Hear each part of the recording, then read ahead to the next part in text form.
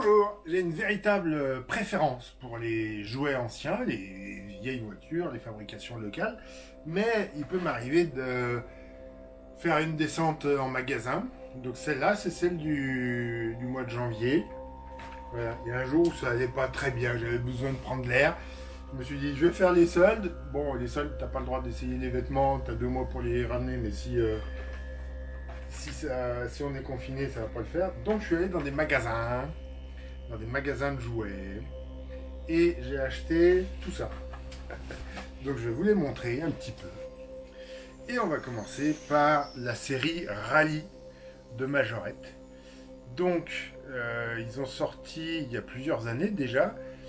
Ça c'est celle de 2020. C'est donc la Volkswagen Polo de Sébastien Ogier. Ça fait quelques années que la voiture roule plus en rallye, que Volkswagen s'est retiré, mais c'est toujours ce qu'ils ont de mieux. Ensuite, on a la Ford Fiesta de Sébastien Ogier. Toujours sorti en 2020. Hein. Ça, c'est des véhicules qui sont sortis de l'usine il y a quelques mois.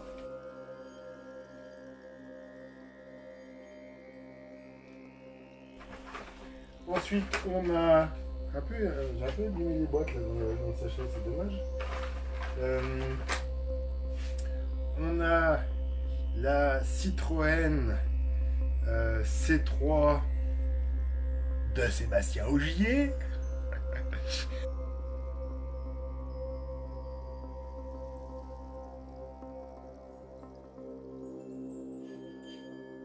Et puis on a la Hyundai, c'est même pas le modèle de cette année ça.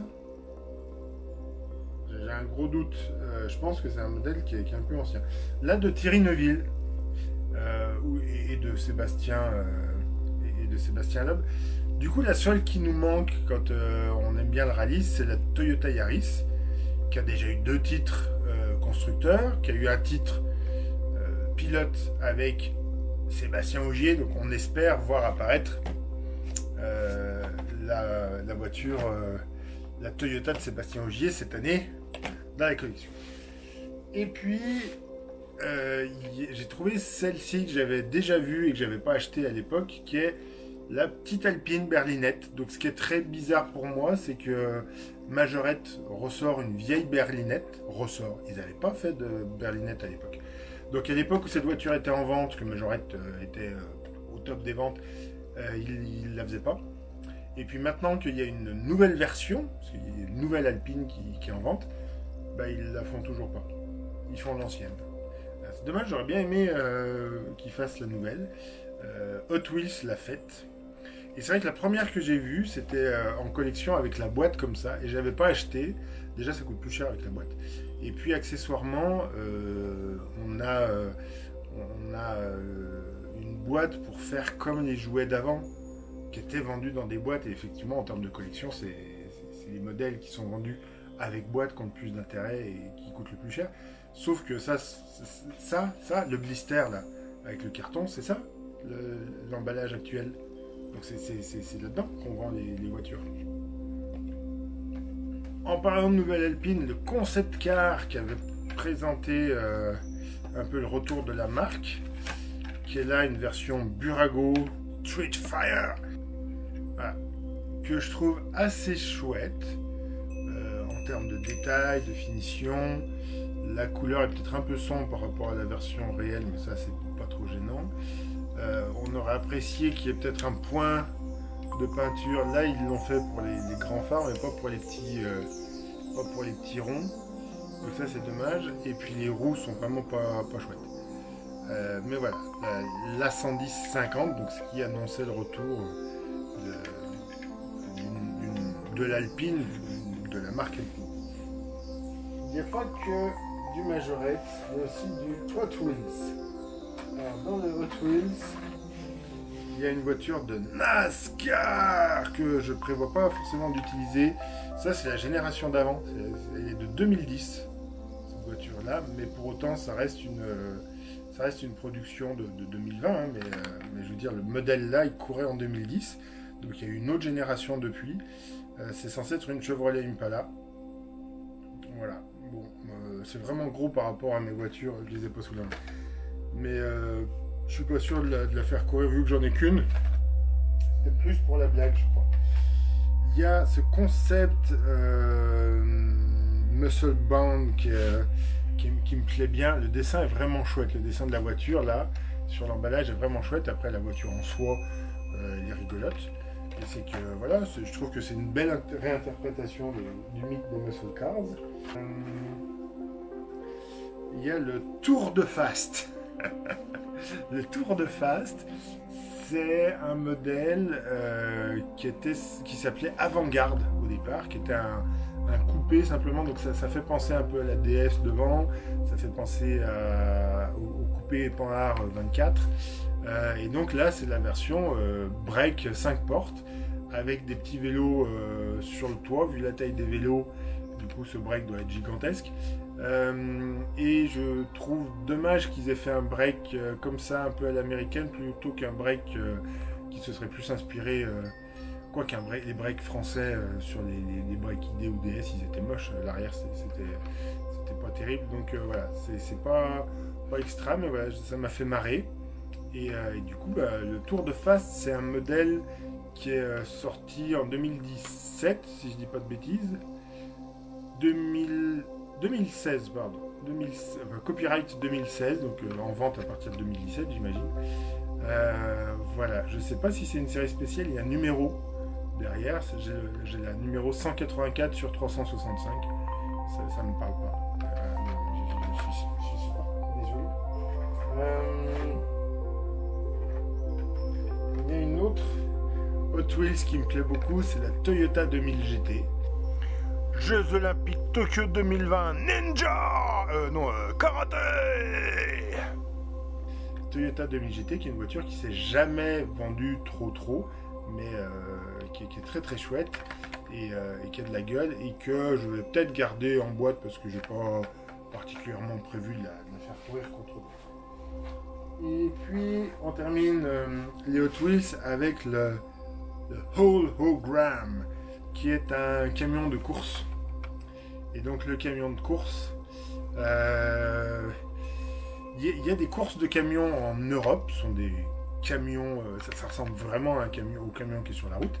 Il y a des courses de camions au Brésil où là on a des super trucks, on a des camions vraiment de course, mais avec une carrosserie qui c'est un peu silhouette, qui doit rappeler. Là ils sont allés plus loin, là c'est un camion qui a vraiment l'air d'être taillé pour la course. Et puis il n'y a pas que du Hot Wheels et du Majorette, il y a aussi du Siku. Et chez Siku, alors il y a plein de choses qui étaient plutôt intéressantes à voir dans le magasin, mais j'allais pas tout acheter. Et du coup, j'ai acheté cette X-Bow, donc la voiture par KTM. C'est assez rare d'en trouver. Ils en ont fait une version course il n'y a pas très longtemps, enfin il y a quelques années de ça déjà maintenant, et j'avoue que je ne sais pas très bien où ça en est. Par rapport au Siku que j'avais quand j'étais gamin, je ne retrouve pas la même impression de qualité, et puis c'était des voitures qui étaient pesantes par rapport aux Majorettes. Là c'est pas du tout le cas, mais on retrouve un truc que j'aimais bien, c'est qu'on a la puissance, donc là on sait que c'est un 4 cylindres, qu'elle va à 231 km/h, que c'est un 1,9 litre, 1984 cm3. Voilà, donc on a toutes ces informations-là, 285 chevaux. Et ça, je trouve que c'est chouette qu'il y ait ces informations sous le châssis à chaque fois, sur le châssis de la voiture. Et puis il y a EZ Drive, EZ Drive. Là, c'est des voitures. J'ai pas gardé si je dois avoir le ticket quelque part. Donc là, c'est une Ferrari. C'est pas d'une définition parfaite. C'est pas un jouet vraiment de collection. Non, c'est pas une voiture de collection, c'est vraiment du jouet. C'est du 1,64. Ça a des roues en caoutchouc, donc ça c'est quand même plus chouette que les roues en plastique des Hot Wheels. Mais les roues en plastique des Hot Wheels, ça permet d'aller plus vite sur les petites pistes pour faire des courses. Et accessoirement, et ben, là, c'est des voitures qui ont un prix qui correspond aux Hot Wheels aux USA, c'est-à-dire qu'en Amérique du Nord, ils ont des Hot Wheels pour moins d'un dollar. Nous, on a les mêmes Hot Wheels pour 2 ou 3 euros. Bah, là, c'est la voiture jouet qui est, je trouve, d'assez bonne qualité pour un truc qu'on paye dans les 1 euro et quelques. Est-ce que j'ai la note là pour savoir exactement? Est-ce qu'elle est là-dessus? Là, ah bah voilà, EZ Simple Diecast, 1,50€, 1,49€, donc moins d'1,50€. Voilà, pour donner l'idée, la Hot Wheels, alors je sais pas laquelle j'ai acheté dans ce magasin. Non, c'est pas trop cher quand même. Les Hot Wheels, j'en ai acheté 4 pour 9,50€. Donc en fait, ça vient à peu près 2,50€ la voiture. Et je me suis ramené un catalogue Siku 2020. Je me suis dit qu'ils allaient sans doute pas tarder à sortir le 2021. Et donc, je suis content d'avoir le catalogue, même si je prévois pas d'acheter particulièrement. En fait, c'est ça mon problème, c'est que c'est tout de la fabrication en Chine. Ça m'intéresse moyennement par rapport aux Dinky Toys qui étaient fabriqués en France, en Angleterre, en Inde, en Afrique du Sud. Par rapport aux Majorette qui étaient fabriqués en France, aux Siku qui étaient fabriqués en Allemagne, au Polystyle en Italie, etc. Donc dire que Siku est une marque allemande, c'est comme dire que Majorette c'est une marque française. Majorette appartient à un groupe qui n'est pas du tout français et il fabrique pas du tout en France. Donc je suis pas sûr qu'il se passe grand chose en France. Mais je veux dire, mis à part la partie commerciale, vu qu'il y a des gens, je suis en contact sur Instagram, sur Facebook et compagnie avec des gens qui bossent, il me semble, pour Majorette. Si vous pouvez me donner plus de détails sur le choix, comment est-ce que les Majorettes sont faites, ça m'intéresse. Et puis je vais m'amuser à regarder comme un gamin, à regarder ce catalogue. Bientôt une course samedi prochain, évidemment. Et puis d'ici là, portez-vous bien et puis à bientôt.